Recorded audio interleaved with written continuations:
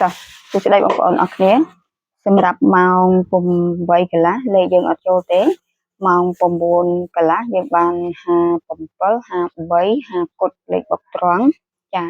ហើយអា3លេខ4យើងស៊ីមួយគ្រាប់រហូតដល់យើងសពឃើញពោះពើក្រហមវាកាត់ទឹកភ្លៀងណាចា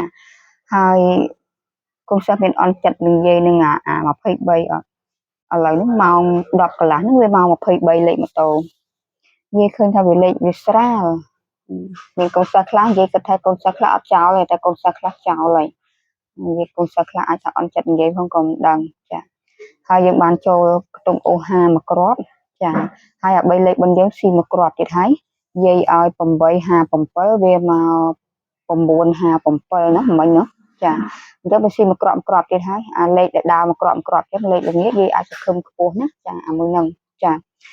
ហើយសម្រាប់លេខ4យើងសមិញ92វា1ម៉ោងថ្ងៃនេះចា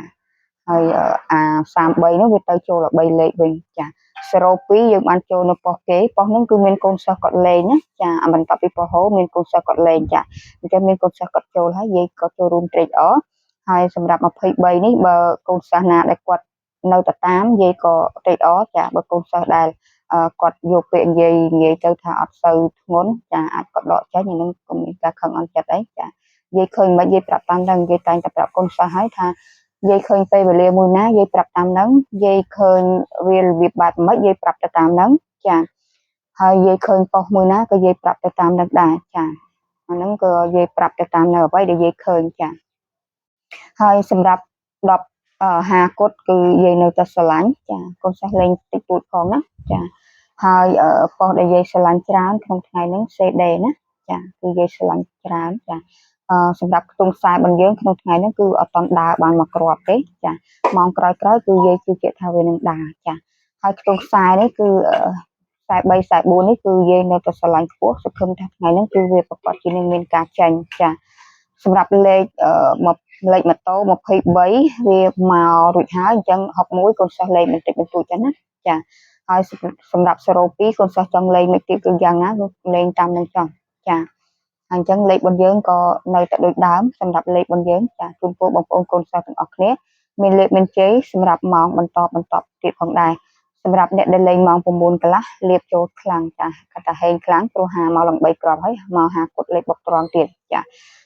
យាយឆ្លាញ់50គុតតែច្រឡំយាយវីដេអូច្រឡំ55ចាហើយយាយបង្ហោះនៅ YouTube មួយទៀតលោកយាយតូចហៅលេបនោះក៏ឲ្យកូនសិស្ស55ដែរ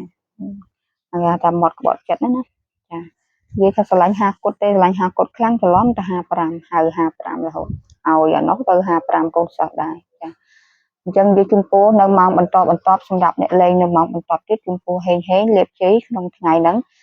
ថ្ងៃសិលផងចាក៏បានរៀបចំនៅផ្លែឈើ